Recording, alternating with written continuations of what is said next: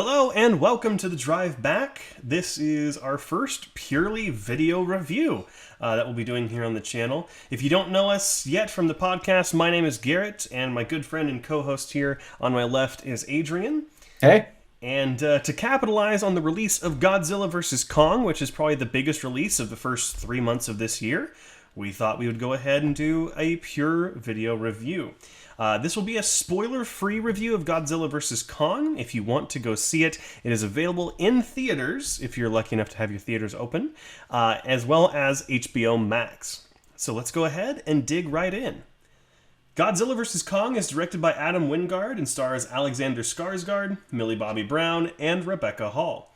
The next epic chapter in the cinematic monsterverse pits two of the greatest icons in movie history against each other, the fearsome Godzilla and the mighty Kong, with humanity caught in the balance. Let's just go ahead and get right out of the way. What did you think, Adrian? What are your initial gut reactions? Yeah, I think this is a monster fighting movie. My initial gut reaction is I enjoyed the big spectacle fights, but I wish there were more of them. That's kind of my over-encompassing quick review. I feel like for such a big monster movie and the focus being on these big battles, I just wish there were maybe a little longer or a little bit more, but the ones that we do get are absolutely spectacular. Yeah, they're absolutely... It's probably the best large creature monster fights we've seen on screen. And that's really the biggest plus this movie has going for it. They actually feel powerful, they feel fast, they feel agile, and it's a lot of fun. Again, we're staying spoiler-free. There is a, the last half of this movie gets a lot more intense, which is really awesome, and really enjoyed it. But let's go ahead and quickly go through some positives and negatives. I'll go ahead and list a couple of my positives, maybe see if you agree with them or not. Now, one of the biggest critiques about the MonsterVerse movies, so Godzilla, King of the Monsters, Kong Skull Island, and now Godzilla vs. Kong, is that the human characters have always felt so throwaway, that they felt kind of pointless or useless or even cringy sometimes. And I've agreed for the most part, but like you have to have that in there to make it more... There has to be some story going on at some level. Exactly. And I'm gonna put this out here. I think the human drama, if you want to call it that, was better this time around. I think it was actually more interesting, and specifically on the Kong side of the story. So everything having to do with Rebecca Hall, Alexander Skarsgård, and the kid who's able to sign language. That story is much more interesting than the Millie Bobby Brown and Godzilla side of it.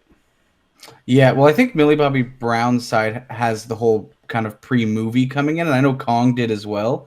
I do think this was the best it's been out of the, quote, the trilogy of Godzillas or the King Kongs. But I still think it falls into a little bit of that cringe territory in this movie. Yes. There's still a couple of these really, you can tell they were supposed to be very big lines, and they're delivered in a way that just doesn't feel very natural. So I do say that this movie the story is not as good as it, I guess, could be, but it is the best that we've seen so far. Definitely. And I think the story is actually on a little bit of a plus side as well. There is a lot of jumbling going on. There are a lot of characters all in the same place, but the actual like storyline, like, and they're expanding out the world of these monsters. Like there is a kind of a story element that is revealed about, how I say, maybe a third of the way through where they actually go there, and it's actually very interesting. I found myself like, I would whoa, agree. this visual is really cool. So definitely. Also, let's go ahead and talk about visual effects in this movie. A-game. I mean, you watched it at home. I don't know how it looked on the screen at home. How did it look? It looked amazing. I think the hair simulation and water simulation on Kong was some of, I would say, the forefront of what we're seeing with water simulation right now. It looked pretty spectacular. It was almost one of those things that was kind of almost the uncanny valley, where it looked so good that I noticed it so much. But it was really, really phenomenal. Definitely A-game, I would agree. Yeah, I was fortunate enough to see this in IMAX, so I can tell you that definitely it lives up to having it be on that big of a screen. And while there was one short, maybe potential error that I saw in the beginning, when Kong awakes for the first time, it looks like there's actually a little bit of like texture clipping Oh, interesting. underneath his left pec. I could be wrong though. It may just be the texture folding in on itself. It stood out to me in theater though. But other than that, when you're talking about the hair simulations, when Kong there's a part where he's in the snow, and you see all that snow on his back, and it's clinging, and it looks real. That is absolutely fantastically done. But even the water simulation of wet hair, and then because Kong is so large, whenever he moves, the water or he gets hit or whatever happens, he stumbles. The water actually, like, because he's so large, the water stays in place while his physical body moves, and it creates this really cool silhouette that's very realistic. Yeah, it's absolutely incredible. One other positive I really want to nail with this movie, though, because we're trying to keep this to a shorter point, the score I thought was awesome in this movie. Okay. One of those things I didn't really notice, which I would accredit to it fitting the movie really well. Yeah, it just kind of helped everything flow better. Yeah. And one last positive I have, which I really enjoyed about this movie, the 2014 Godzilla was a very grounded monster movie. It felt real because it was on the level of the soldiers.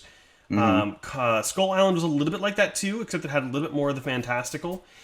King of the Monsters was kind of less, grounded. It was kind of getting into more of like the sci-fi stuff. This movie is full on sci-fi and does not take itself seriously with like a lot of the technology and stuff, and I love it.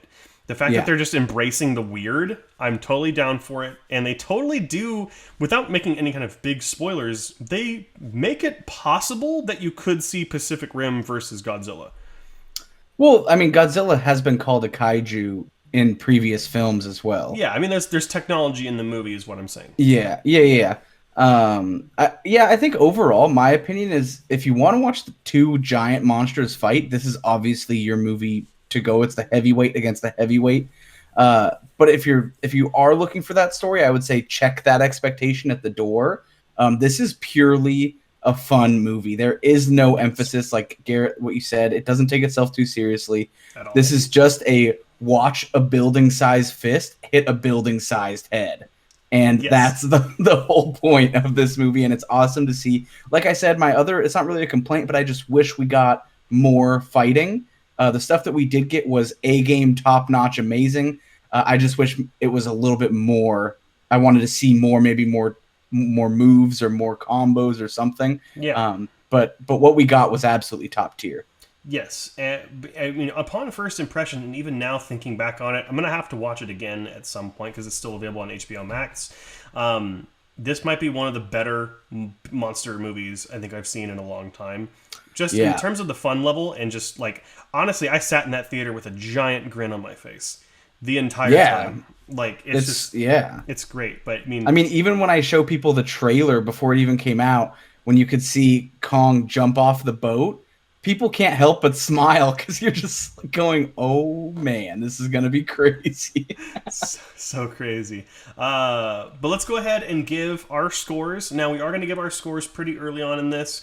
Expect a spoiler-filled kind of discussion coming later in the week.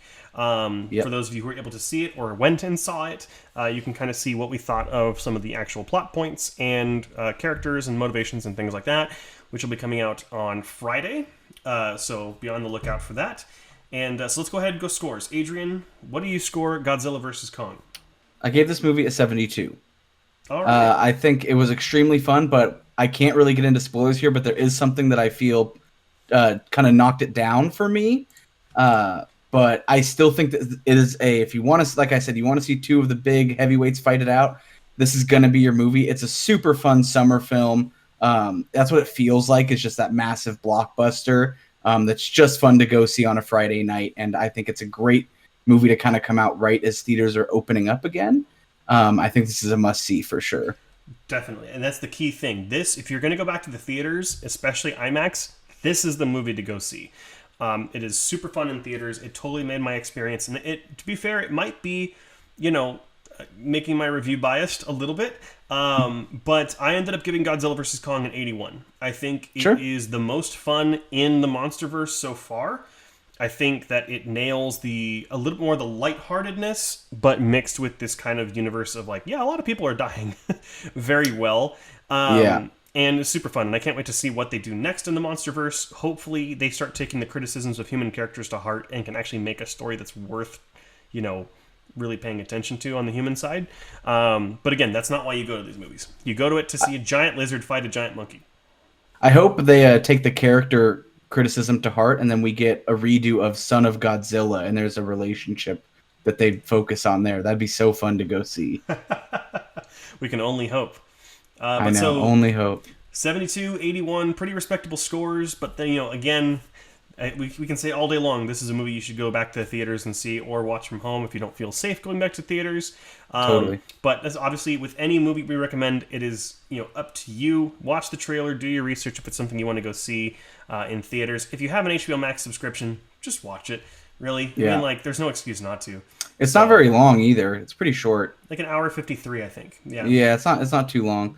But like you said, we will be doing a spoiler-filled review later. Well, we'll pick apart the score, the CGI, all the stuff. We'll pick it apart in a much greater detail as well as plot points later on in the week. So make sure to watch it and then tune back in and tell us how much you disagree with our points or agree. And but make sure also to follow us on social media, which are all of our links are in the channel about section. You can find us there. We'll start putting them in the links below as well. That way you can know when new episodes come out. Our podcast also releases every Monday. So yeah, we'll see you guys on Friday. Hopefully you go out and see Godzilla vs. Kong, because we don't want to spoil it for you because there's some cool stuff that happens. So other than that, Adrian, I think we're good to go. We'll see you guys later on.